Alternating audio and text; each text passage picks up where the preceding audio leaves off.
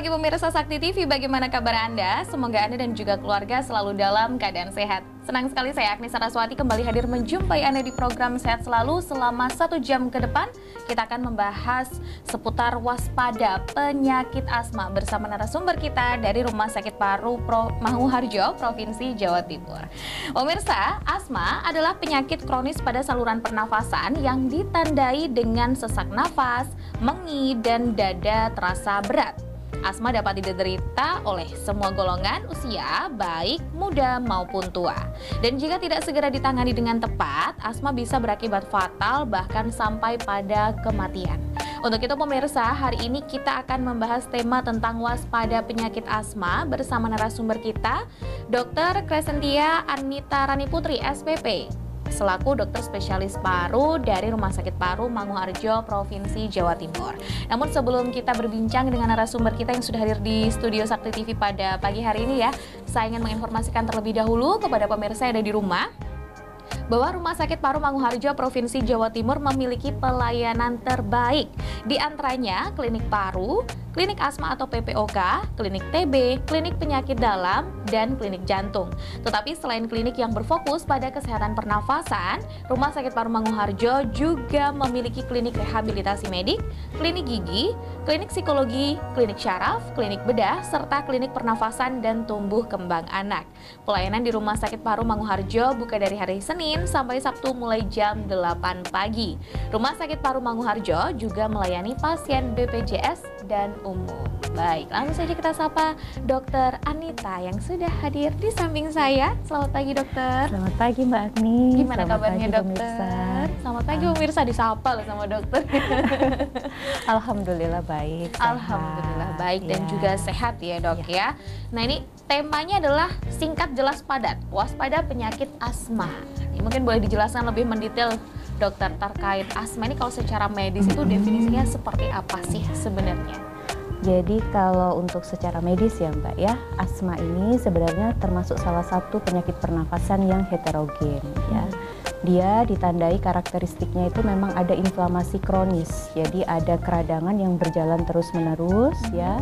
Kemudian ada juga disertai dengan gejala biasanya batuk, mengi, sesak nafas, kemudian dada terasa berat ya. Yang dia itu bervariasi antara waktu, intensitas, kemudian hambatan aliran udara, ekspirasi itu maksudnya sumbatannya itu juga bervariasi. Jenis sumbatannya maksudnya? Iya, jadi berat sumbatan saluran nafasnya itu dia bervariasi. Oke. Ya, jadi dia heterogen, penyebabnya macam-macam.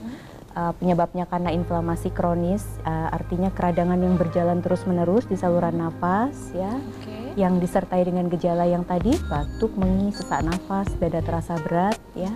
Tapi variasinya itu berbeda-beda tiap pasien. Jadi waktunya berbeda, intensitasnya berbeda, hambatan saluran nafasnya juga berbeda.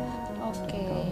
Jadi banyak nih kalau bisa. Sebenarnya kalau ciri-cirinya cukup mudah ya dokter ya, ada batuk, mengi, sesak nafas dan dada terasa berat itu tadi. Cuman itu pun juga ada lagi tuh definisinya gimana-gimananya begitu ya dokter ya, termasuk intensitas kejadiannya mungkin ya dok ya, dan waktunya berapa lama seperti itu ya dok ya. Betul. Tapi kalau asma sendiri itu emang dibagi ada banyak jenisnya gitu ya dok ya. Jadi gini, asma itu kan tadi memang secara definisi kan dia penyakit heterogen. Benar, Artinya banyak penyebab gitu ya. penyebabnya bermacam-macam. Betul. Nah, jadi kalau dibagi secara fenotip, asma itu yang pertama itu ada asma alergi.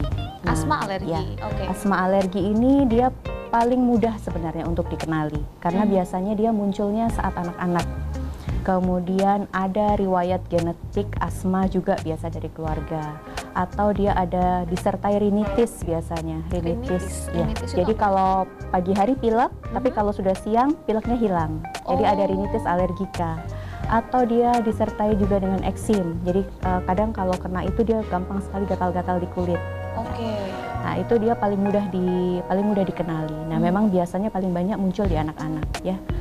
Jadi pertama asma alergi tadi. Asma alergi. Ya, ini biasanya paling bagus responnya kalau kita beri obat pencegah yang inhalasi, yang hirup.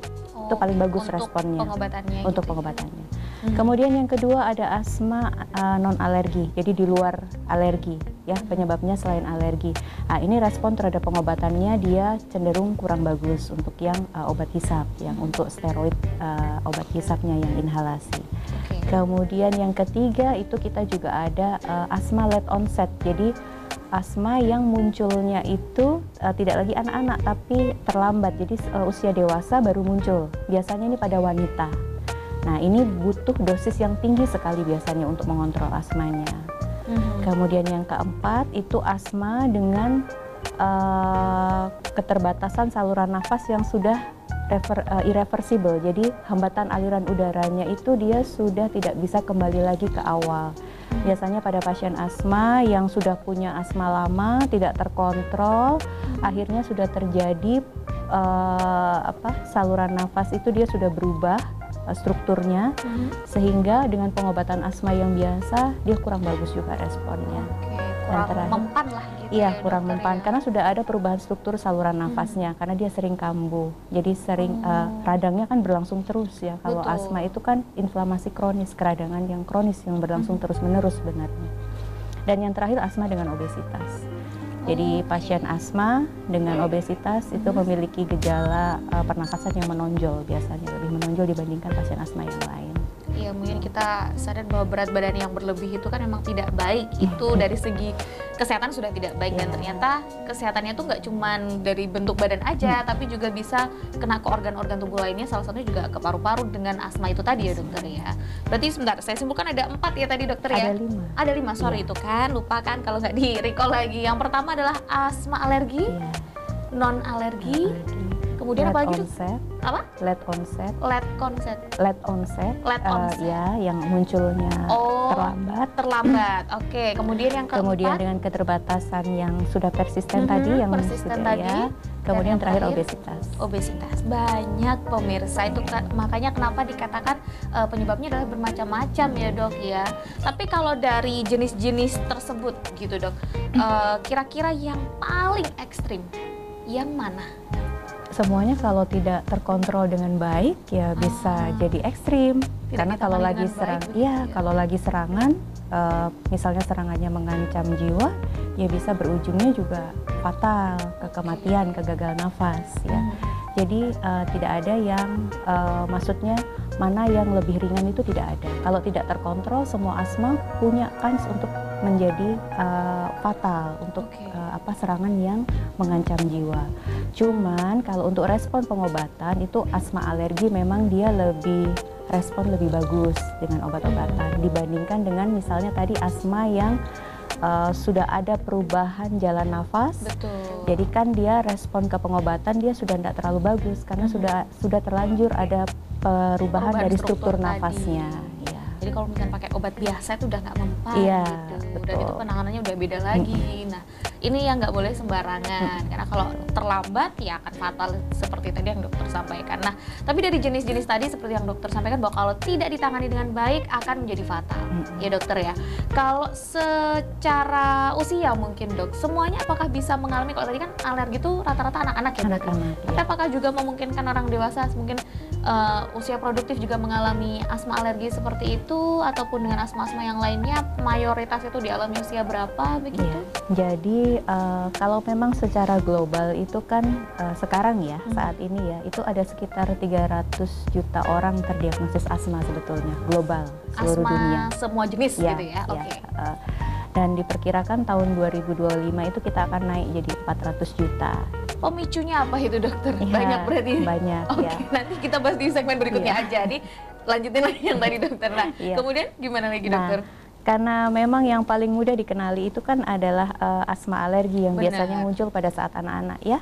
Jadi di Indonesia sendiri itu memang prevalensi asma di anak-anak itu dia sekitar 1 sampai 30%, di mana 10%-nya itu dia munculnya di usia sekolah dasar. SD. Ya, kemudian 6,5%-nya itu munculnya usia SMP. Nah, kalau untuk yang dewasa sendiri dia muncul asma prevalensinya sekitar 7,7% saja. Jadi paling banyak itu memang di anak-anak sebetulnya. Anak-anak. Karena kan tadi memang yang paling mudah dikenali adalah asma alergi. Benar. Yang pada saat anak-anak muncul ya. Walaupun ada juga asma yang munculnya saat dewasa, asma yang late onset tadi. Nah, itu kan saat dewasa, saat usia produktif dia muncul. Nah, itu tapi prevalensinya tidak sebesar yang asma alergi. Asma untuk anak-anak. Oke, baik. Nanti akan kita lanjutkan lagi kalau begitu Dokter Anita ya di segmen berikutnya. Waspada penyakit asma. Jadi untuk pemirsa yang ada di rumah, jangan kemana-mana, tetaplah bersama kami di Sehat Selalu.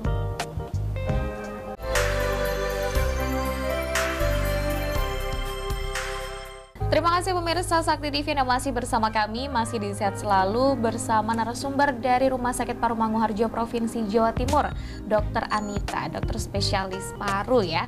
Kali ini kita membahas tema yang cukup menarik yaitu waspada penyakit asma, yang ternyata setelah ngobrol sama dokter ada 5 jenisnya. Ada 5 jenisnya, ada banyak sekali penyebabnya, begitu ya dokter ya, dan itu semuanya beda-beda. Dari 5 jenis itu penyebabnya beda-beda. Nah, tadi sudah dibahas seputar usia ya dokter ya.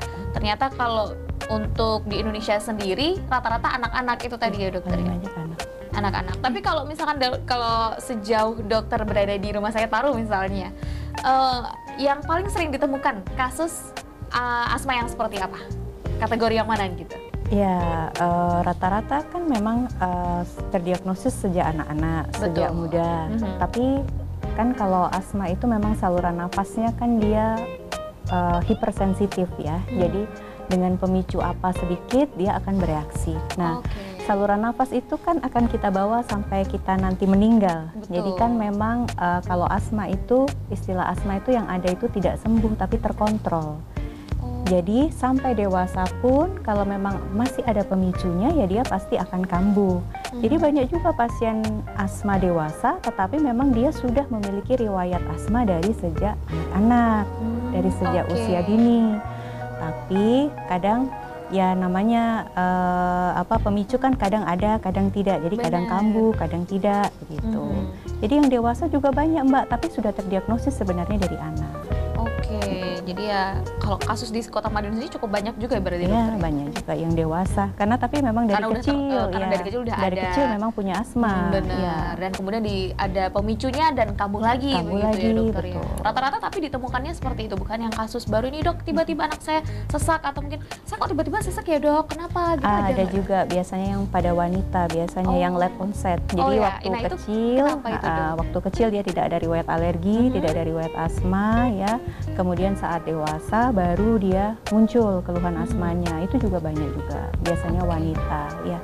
Faktornya kenapa itu wanita? Banyak. Kalau misalnya asma itu kan pemicunya itu tidak hanya 1 atau 2 hal. Ya.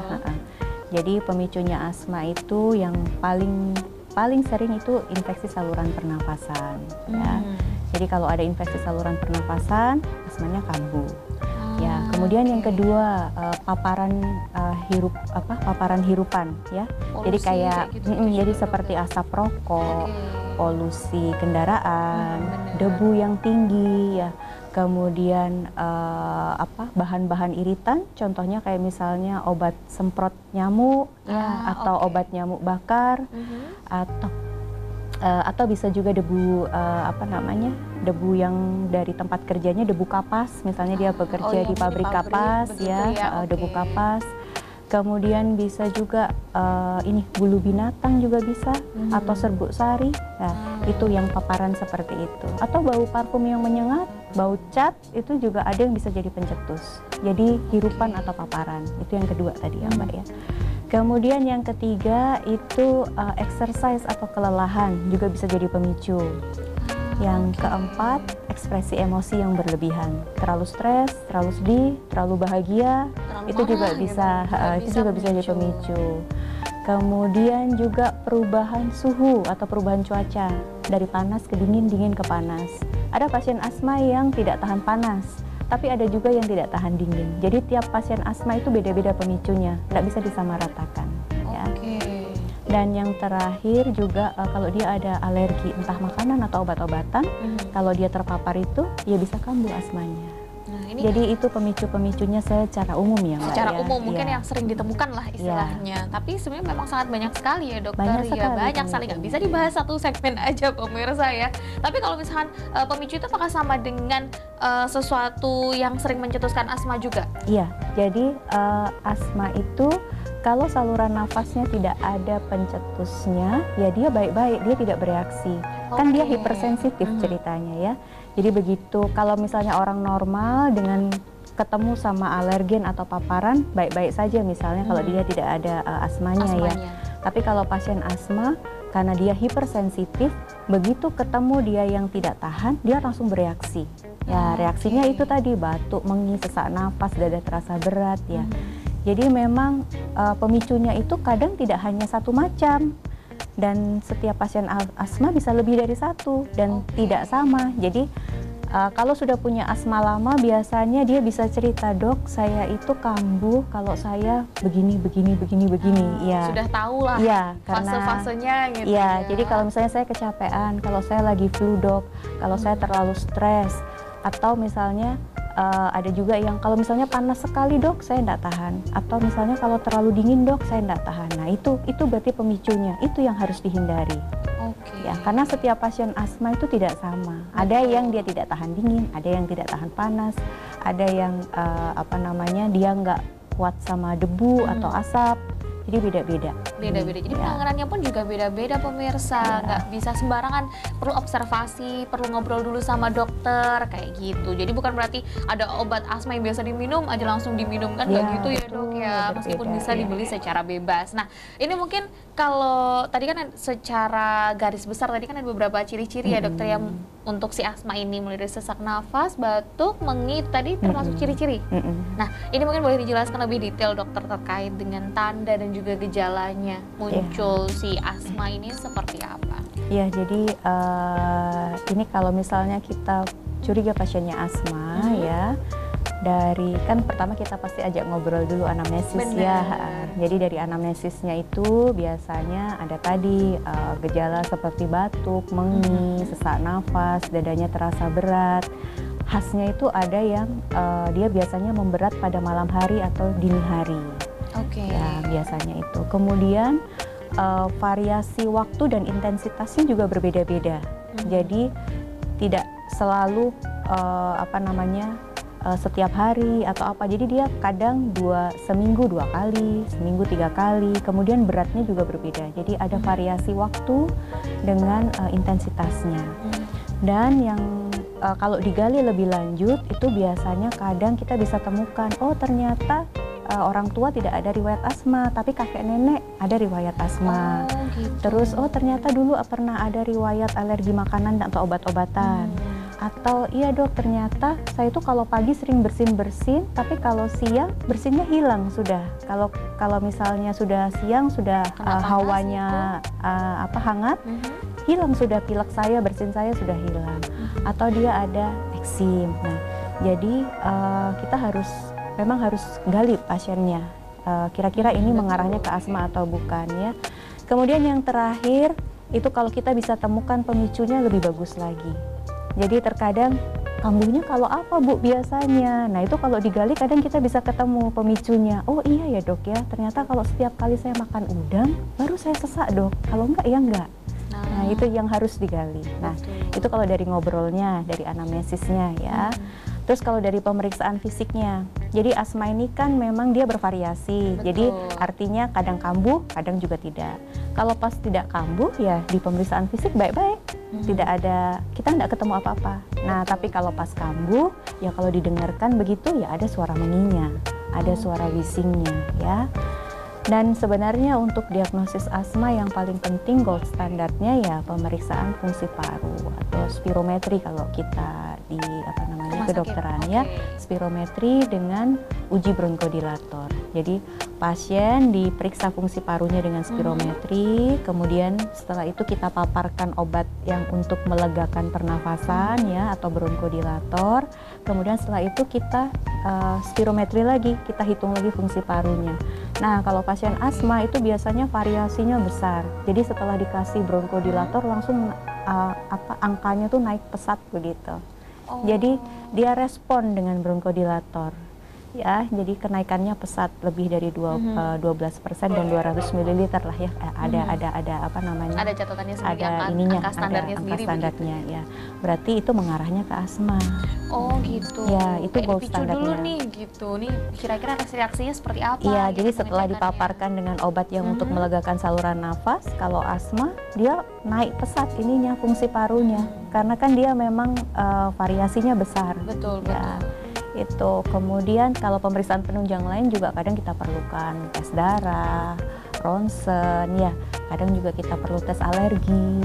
Itu sebetulnya untuk diagnosis asma agak panjang Mbak memang. Tidak bisa satu kali datang. Kadang ngobrol itu harus beberapa kali anamnesis kunjungan baru tahu tuh pencetusnya kira-kira apa. Iya, karena bisa Iya. jadi si pasien juga tidak sadar mungkin kalau Iya. ternyata pencetusnya bisa jadi karena ini kan. Kadang juga nggak inget ya dok Nggak yang ingat. dimakan kemarin apa kan, Iya. campur-campur tuh dok, Betul. nggak ngerti mungkin bisa jadi makanan udang ternyata jadi pemicu asmanya, bisa jadi waktu kecil juga punya alergi udang misalkan atau apa yang kita nggak tahu dan mungkin si pasien juga lupa. Nah, ini Betul. memang sesi ngobrolnya itu yang harus Iya, lama betul. dengan dokter pastinya bukan dengan sembarang orang ya pemirsa ya. Oke, nanti akan kita lanjutkan lagi dokter di segmen berikutnya. Jadi untuk pemirsa yang ada di rumah jangan kemana-mana, tetaplah bersama kami di Sehat Selalu.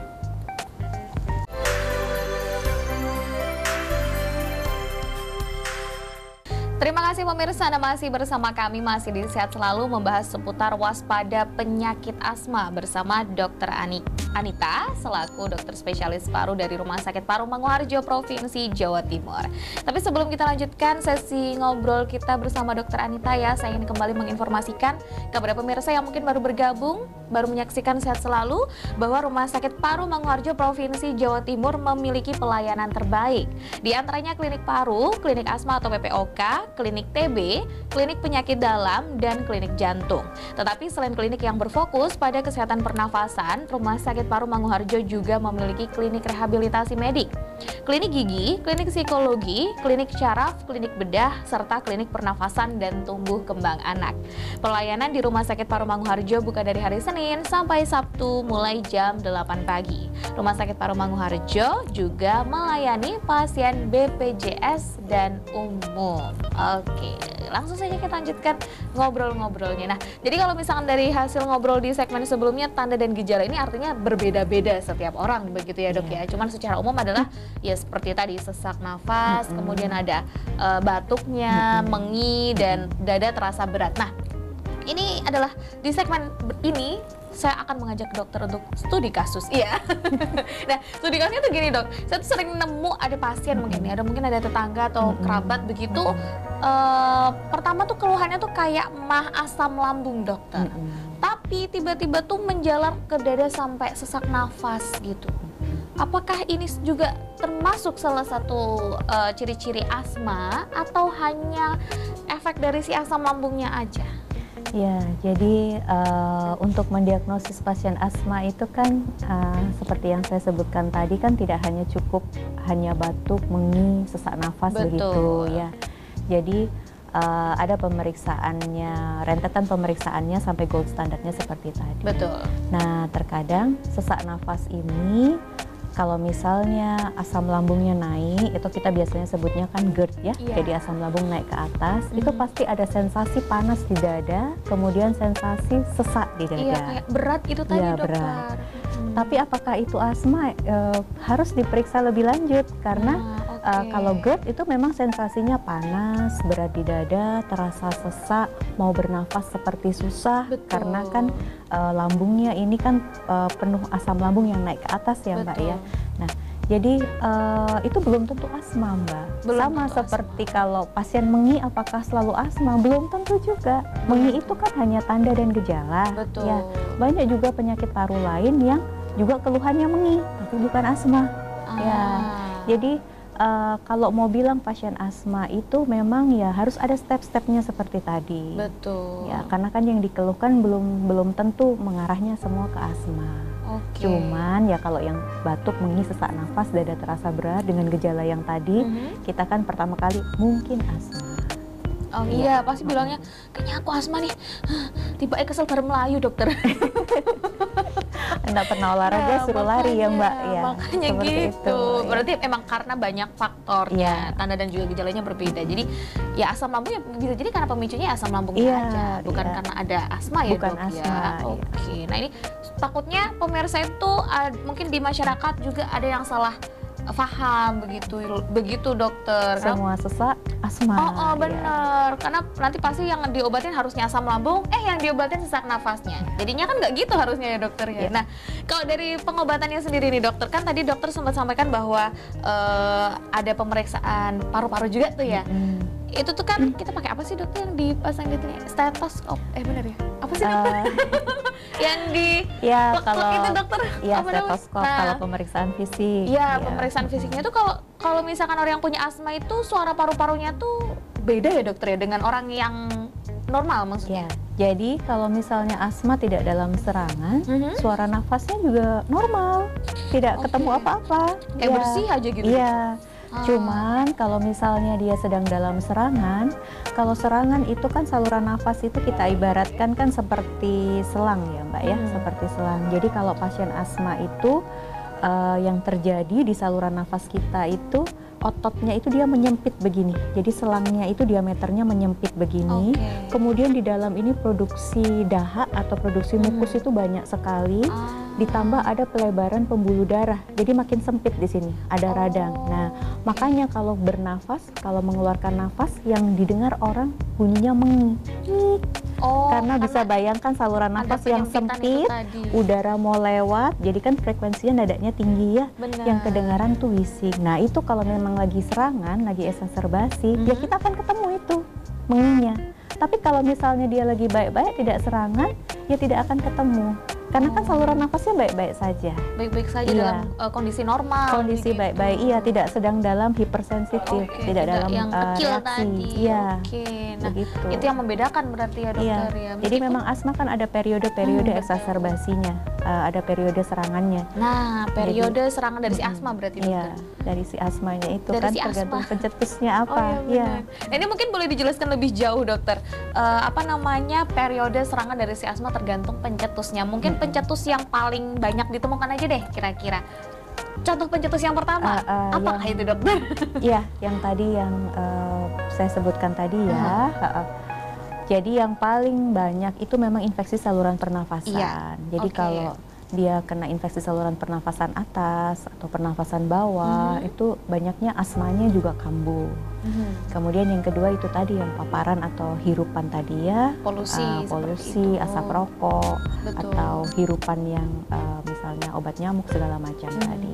Kemudian exercise atau kelelahan ya, kemudian ekspresi emosi yang berlebihan tadi, perubahan suhu, sama kalau memang dia punya alergi makanan atau obat-obatan. Oke, nah Tapi itu itu nggak bisa di periodenya? paling maksudnya setiap pasien asma itu unik, dia tidak bisa. Yang paling sering memang yang infeksi saluran pernafasan ya. Tapi apakah periodenya pun berbeda gitu? ya, jadi kalau ada pencetus ya dia kambuh. Oke. Kalau enggak ya dia baik-baik. Jadi kalau dia terpapar ya dia saluran nafasnya bereaksi. Nah, Tapi kalau tidak terpapar saluran nafasnya baik, stabil. untuk terpapar dan bereaksinya itu periode serangan itu kira-kira berlangsung jam kah, hari kah, atau bagaimana itu dokter? Bisa dikatakan, oh ini kambuh nih gitu. Ya, jadi serangan, derajat serangan itu kan ada yang ringan sedang, Nah, ada betul. yang berat ya. Jadi tidak bisa dipastikan berapa hari, berapa jam begitu. Jadi kalau pencetusnya besar sekali ya, paparannya besar sekali, kemungkinan untuk eksaserbasi yang derajat berat itu tentu lebih besar dibandingkan kalau yang pencetusnya ringan. Misalnya dia terpapar debu yang banyak sekali, itu bisa jadi dia nanti eksaserbasinya derajat berat. Nah, tapi kalau misalnya dia debunya nggak terlalu banyak, misalnya dia hanya di rumah, begitu hanya debu yang biasa, Debu di mungkin rumah dia begitu ya? eksaserbasinya dia cuma ringan sedang. Jadi tergantung pencetusnya itu seberapa besar. Oke. Ya. Kadar pencetusnya ini seberapa parah Iya, gitu. betul. Misal penyebabnya rokok gitu ya, asap rokok, lah itu seberapa banyak yang dihirup kayak gitu-gitu ya Iya, dok ya. dan berapa lama Dan berapa dia. lama. Nah ini Ini makanya nggak bisa Menurutnya. diprediksi secara mendetail ya, Tidak Dok, bisa, ya? maksudnya tidak sama. Tidak sama. Karena seperti yang dokter sampaikan bahwa setiap pasien asma unik. Unik tanda dan gejalanya pemirsa. Ini bukan sesuatu yang baik ya. Ini yang harus dihindari justru. Nah, tapi kan kalau sekarang ini kan pengobatan asma itu kan kalau tadi yang dokter sampaikan di awal, di segmen awal sekali ada yang menggunakan obat hirup ya dokter. Iya. Obat hirup dan kemudian apakah juga ada obat minum juga dokter ya berarti ya? Kalau untuk pengobatannya hanya 2 jenis itu saja. Kan Iya. saya kayak pernah nemu nih yang asmanya parah banget kayak pakai oksigen terus. Nah, Iya. itu seperti apa itu dokter? Jadi begini ya Mbak ya, secara garis besar pengobatan asma itu kita bagi menjadi 2. Oke. Jadi obat pengontrol dengan obat pelega. Obat pelega ini adalah obat pada saat serangan, pada saat exacerbasi untuk melegakan saluran nafas. Nah, pasien apa yang kita berikan obat pengontrol itu pasien yang misalnya dia periode kambuhnya itu sering. Jadi misalnya hampir setiap hari saya kambuh dok, hampir setiap malam saya tidak bisa tidur karena sesak nafas. Kemudian ada apalagi sampai ada keterbatasan aktivitas ya, Betul. karena dia sesak terus menerus. Nah itu kita harus berikan dia obat pengontrol. Yang diminum setiap kali kambuh berarti dok? Ya, Atau jadi gimana? obat pengontrol itu jadi begini, obat asma itu kan dia tidak bisa sembuh. Asma itu Iya, kan betul. terkontrol ya. Jadi memang saluran nafasnya itu memang diberikan oleh yang di atas begitu. Betul. Jadi pengobatannya itu adalah pengobatan jangka panjang, pengobatan kronis ya. Nah, kalau pengobatan jangka panjang, tentu kita pilihkan obat-obat yang efek sampingnya sedikit kalau dipakai untuk jangka panjang. Betul. Obat-obatan hirup itu sebenarnya obat yang paling aman untuk asma karena dia bekerja lokal langsung di paru-paru. Kemudian karena dia bekerja lokal langsung di paru-paru, dia hanya perlu dosis yang sedikit untuk menimbulkan efek. Ya. Baik. Jadi karena dia bekerja juga langsung di paru-paru, kita harapkan efek sistemiknya yang ke seluruh tubuhnya itu tidak sebesar kalau dia harus minum. Kalau minum itu kan ada efek ke jantung, ke ginjal, Ke organ lain ya? ke organ lain ya. Jadi memang kalau untuk obat pengontrol ini biasanya kita pilihkan obat hisap karena dia lebih aman obatnya untuk dipakai jangka panjang. Nah, tapi untuk pasien asma yang misalnya dia tidak sering kambuh, misalnya hanya sebulan sekali saja kambuh, kambuhnya pun misalnya ringan, tidak berat ya, itu obat itu kita berikan biasanya hanya saat serangan saja. Tapi kalau misalnya dia selama 1 minggu, misalnya 3 atau 5 hari dia kambuh, setiap malam dia terbangun karena sesak, karena asma kan biasanya paling sering kambuhnya dini hari ya, malam hari dia terbangun karena sesak, itu mungkin kita harus berikan obat pengontrol yang setiap hari, karena asma itu tidak boleh terlalu sering kambuh, karena kalau misalnya terlalu sering kambuh, jadi kalau asma tadi per definisi kan dia inflamasi kronis, radang yang berlangsung terus-menerus. Nah, kalau radang itu berlangsung terus-menerus di saluran nafas, secara alamiah tubuh kita itu akan membuat jaringan penyembuhan. Nah, jaringan penyembuhan yang dibuat itu adalah jaringan ikat, jaringan sikatrik.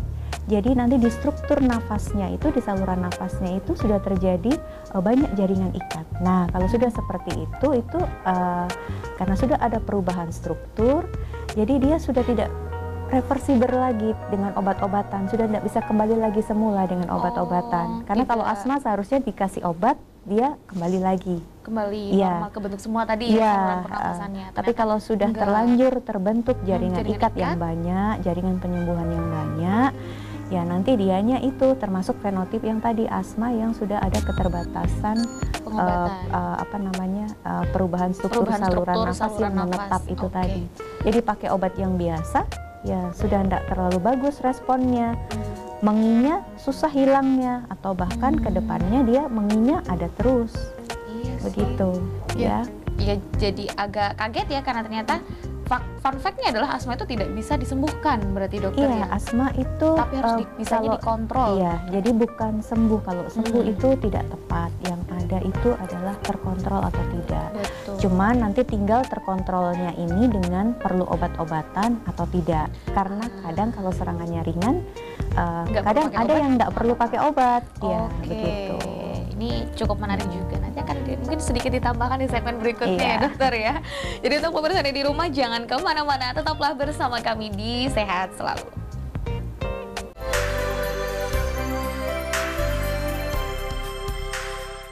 Terima kasih pemirsa, masih bersama kami, masih membahas seputar waspada penyakit asma bersama Dr. Anita dari Rumah Sakit Paru Manguharjo, Provinsi Jawa Timur. Nah, kalau tadi itu ternyata saya nemu satu fun fact berarti ya dokter ya. Saya baru sadar juga, baru ngeh kalau ternyata asma itu tidak bisa disembuhkan, tetapi dikontrol. Nah, kalau tadi dokter sampaikan bahwa dikontrol ini kan ada yang dengan gejalanya ringan dan reaksinya juga ringan, dan juga ada yang berat dengan hasil kambuh yang berat juga begitu ya dokter ya. Jadi ada sesi pengobatan yang berbeda berarti ya dokter ya. Nah, kalau pengobatannya ini, obat-obatannya ini dari sesi yang kalau tadi dokter sampaikan, kalau misalnya ringan berarti itu nggak perlu obat. Itu berarti aman dok kalau kayak gitu?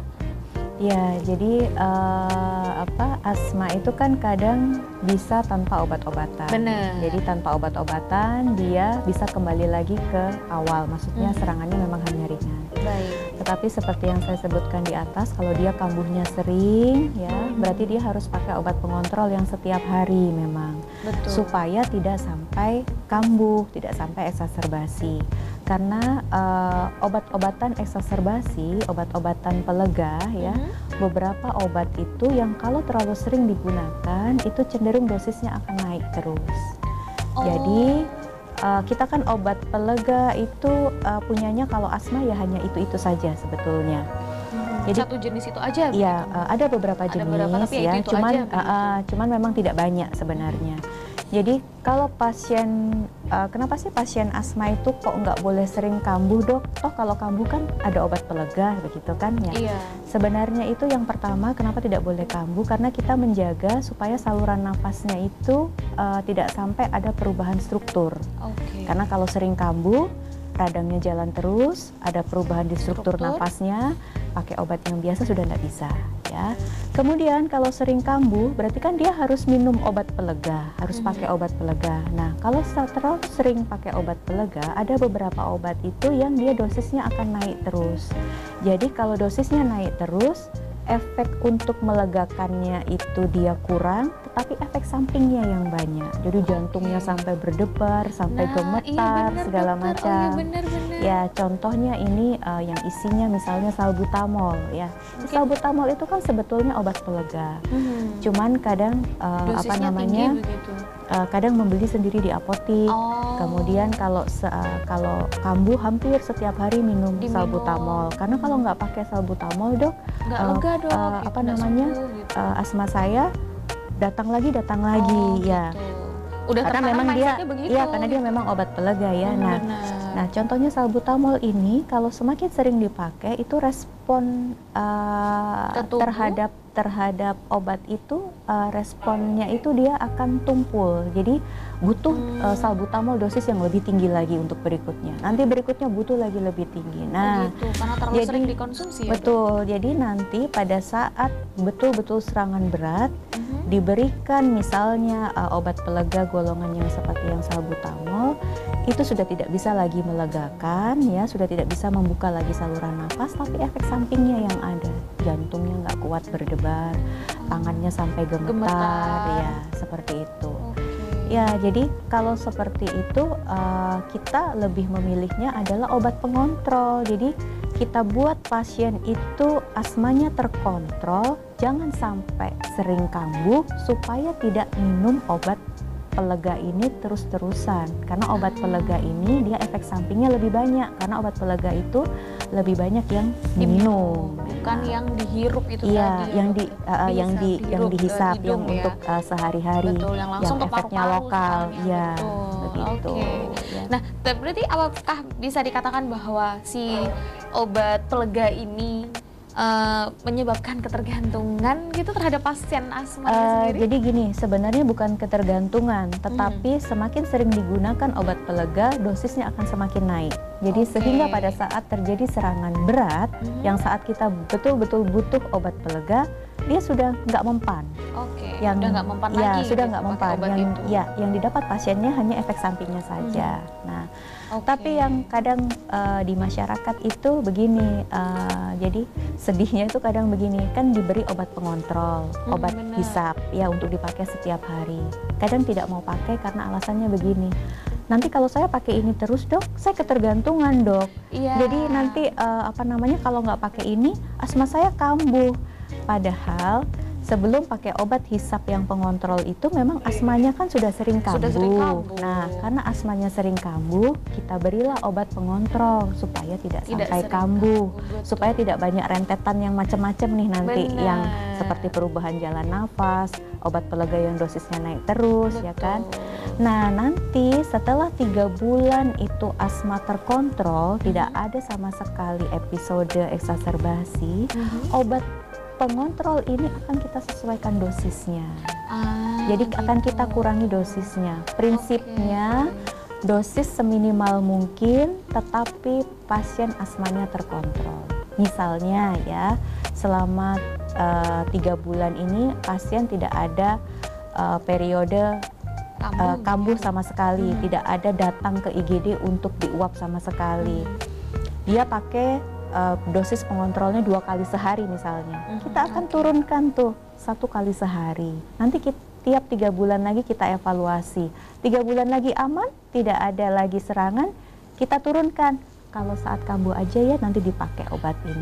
Ya jadi yang ada itu adalah obat itu dosisnya mengikuti kebutuhan pasien. Betul. Bukan karena kalau tidak pakai obat asma saya nanti kambuh-kambuh terus dok, ketergantungan seperti itu, bukan. Jadi itu yang kadang saya tidak mau pakai ini dok, nanti kalau nggak pakai ini asma saya kambuh. Ya memang tujuannya diberi obat pengontrol supaya asmanya tidak kambuh kan. Betul. Sebenarnya kan, tanpa pemahamannya di sini. Iya. Nah nanti kalau asmanya sudah terkontrol bagus ya dosis obatnya kita turunkan. Ya kita sesuaikan. Betul. Tapi yang harus diingat begini, tubuh kita itu kan kondisinya tidak selalu sama. Betul. Kadang kita capek, kadang kita stres, kadang kita memang kena batuk pilek ya. Itu kan juga mencetuskan asmanya kambuh. Benar. Nah, jadi kalau memang di saat itu pengontrolnya misalnya dosisnya sudah 1 kali sehari, tapi kalau ada sekiranya pemicu seperti itu bisa dinaikkan lagi dosis pengontrolnya, jadi 2 kali sehari lagi. Nanti kalau sudah baik, sudah bagus, kasih turun lagi. Iya. Jadi yang ada prinsipnya dosis obat pengontrol itu dia mengikuti keluhan pasien. Kan kita mau membuat asmanya tidak sering kambuh. Karena untuk pasien juga, karena itu mempengaruhi kualitas hidup pasien. Betul. Jadi bisa bayangkan nggak kalau setiap hari dia asma, dia setiap hari sesak, tidak bisa bekerja, setiap 1 minggu sekali datang ke IGD untuk di nebu, absensi di di kantor banyak, begitu, harus izin kerja, betul, izin kerja, kemudian ada keterbatasan aktivitas, tidak bisa olahraga, tidak bisa yang aktivitas berat karena sesak, ya. Jadi sebenarnya yang mau kita jaga juga itu adalah kualitas hidup pasien, apalagi kalau usia produktif ya. Kan nggak enak kalau sesak terus-menerus kan Mbak. Betul. Malam tidak bisa tidur karena selalu terbangun karena sesak, karena mengih ya. Jadi paginya mengantuk sekali, nggak produktif lagi tidak waktu produktif, kerja. betul. Nah itu makanya yang paling penting adalah jadi catatan ya pemirsa bahwa asma itu memang tidak bisa disembuhkan tapi bisa dikontrol dengan 2 kategori obat tadi ya dokter ya. Ada obat pengontrol dan juga obat pelega. Itu pun tidak serta-merta diberikan tanpa dosis yang diperlukan pasien gitu. Pasien oleh dokter sudah diperkirakan, oke, kondisinya seperti ini, obatnya seperti ini, kan seperti itu ya dokter ya. Tinggal pasien nurut deh sama dokter ya. Yang lebih tahu kan dokternya, yang lebih bisa memberikan pengobatan juga dokternya. Oke pemirsa? Oke. Nanti akan kita lanjutkan lagi dokter di segmen berikutnya. Dan untuk pemirsa jangan kemana-mana, tetaplah bersama kami di Sehat Selalu.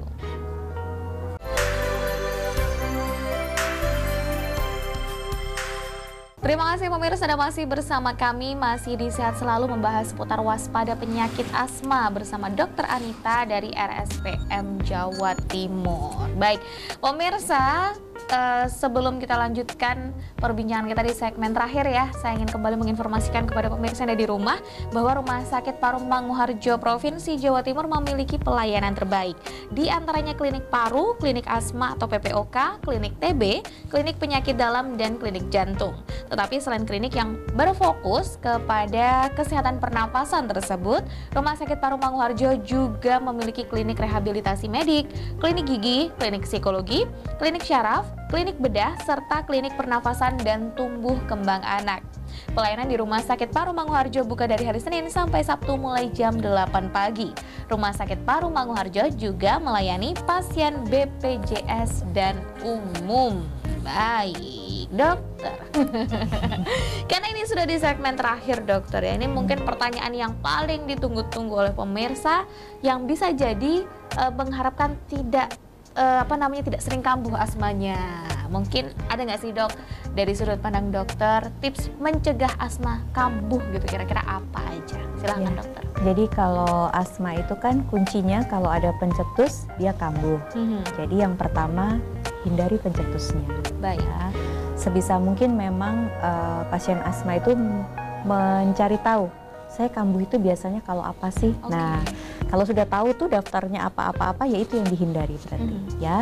Jadi yang pertama paling kunci adalah menghindari pencetusnya. Okay. Kemudian kalau memang masih dalam harus pakai tahap obat pengontrol, ya dipakai yang rutin sesuai dengan instruksi dokternya. Betul.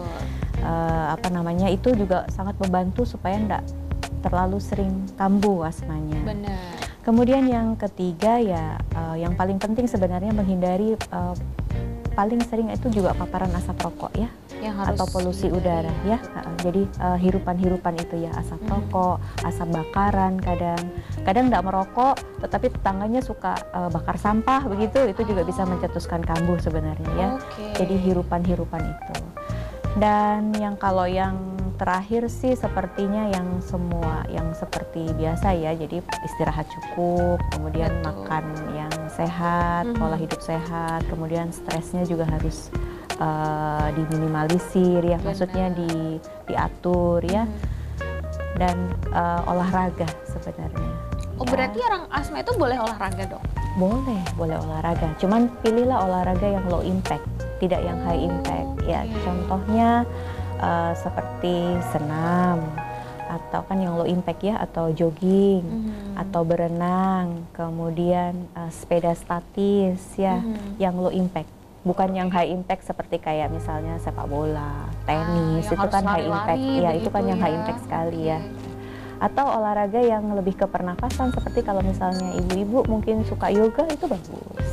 Karena nggak terlalu banyak gerakan-gerakan yang banyak tingkah juga gitu ya, ya, jadi dokter yang bisa, tenang-tenang aja. Yang tenang-tenang yang bisa mengatur nafasnya. Bener. Jadi yang low impact. Jadi selama tidak mencetuskan kambuh, itu boleh berolahraga. Ya. Termasuk salah satunya adalah olahraga yang memang low impact itu tadi, yang ringan-ringan aja lah, yang gampang-gampang aja. Jalan kaki pun juga termasuk olahraga ya, dokter ya. Jogging juga boleh selama dia tidak kambuh. Jogging, kalau jogging kan kita sendiri yang mengatur ritmenya kan, ya statis begitu. Kemudian sepeda statis itu juga bisa ya. Bukan berarti ketika asma tidak boleh berolahraga ya pemirsa. Karena olahraga kan juga jadi salah satu kita menjalankan pola hidup yang sehat ya, dok. Betul. Nah, tapi kalau ini pertanyaan terakhir nih, ada nggak sih makanan yang mungkin dianjurkan untuk orang asma nggak boleh makan ini nih kayak gitu, atau mungkin nggak boleh makanan pedas, nggak boleh makanan asin, kecut atau apa kayak gitu, ada nggak sih, dok? Jadi kalau pasien asmanya tidak ada alergi makanan, semua makanan boleh dimakan. Sama tidak ada alergi ya, sama tidak ada alergi. Kan yang mencetuskan asma kalau dia ada alergi terhadap suatu makanan. Artinya kalau dia kena itu, asmanya kambuh. Tapi selama tidak ada alergi makanan, semua bisa dimakan. Tidak ada pantangan. Ya.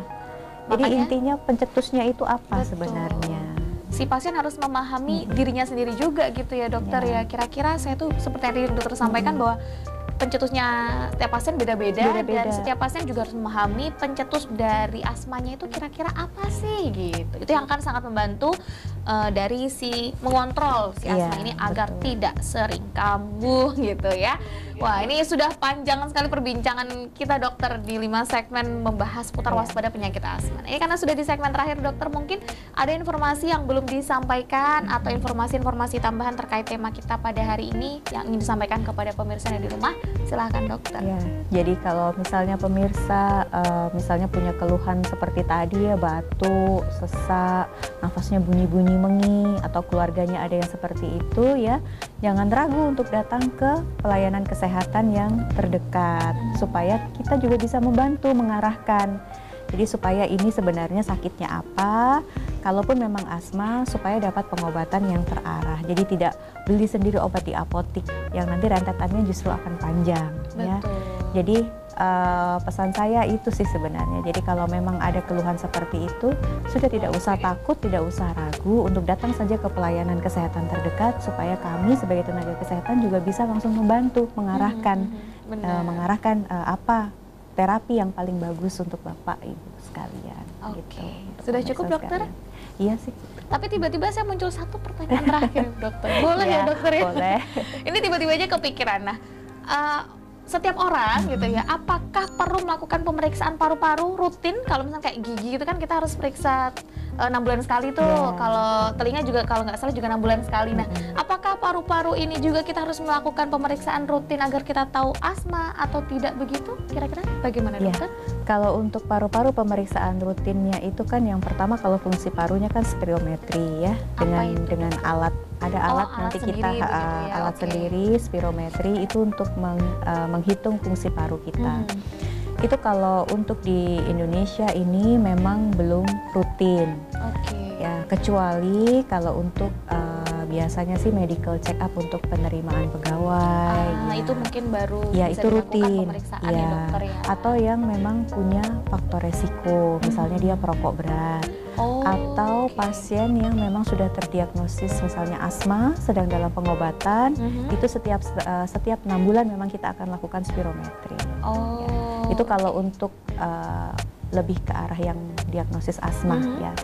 Iya, kemudian kalau untuk yang penyakit paru pada umumnya biasanya kan medical check up-nya dengan ronsen ya Mbak ya, dengan ronsen dada ya. Nah itu kan kalau hanya tertentu saja ya, misalnya kalau untuk penerimaan pegawai atau kalau sekolah apa ya gitu, mendaftar sekolah, jadi memang belum rutin dikerjakan. Sebenarnya sih kalau memang mau dikerjakan, paling tidak itu ya tidak usahlah setiap 1 tahun sekali ronsen maksud saya. Bisa setiap 3 tahun atau 5 tahun paling tidak kita ronsen. Ya, medical check up secara keseluruhan gitu ya dokter ya, karena takutnya paparan radiasi dari alat-alat medis itu kan juga cukup berbahaya untuk tubuh ya dok ya. Kecuali ada faktor resiko ya. Atau ada keluhan begitu. Seperti tadi yang sudah dokter sampaikan. Boleh itu setiap tahun kita ronsen, misalnya perokok berat begitu. Kemudian bekerja di pabrik atau bekerja di tambang begitu. Itu 1 tahun sekali memang kita anjurkan untuk ronsen. Supaya kalau memang ada kelainan itu kita bisa cepat ditangani dan dikontrol tentu saja. Oke, pertanyaan terakhir semoga juga bisa menjawab pertanyaan pemirsa ada di rumah ya. Dan tentu saja terima kasih banyak untuk Dokter Anita yang sudah hadir di Studio Sakti TV, sudah berbagi informasi yang sangat penting saya rasa kepada pemirsa ada di rumah. Titip salam untuk teman-teman di RSPM ya dokter ya. Terima kasih Mbak Agni. Selamat bertugas juga setelah ini. Dan untuk pemirsa, saya Agni Saraswati dan juga seluruh kru yang bertugas mengucapkan terima kasih atas kebersamaan Anda. Kami pamit undur diri, selamat pagi, selamat beraktivitas, dan sampai jumpa.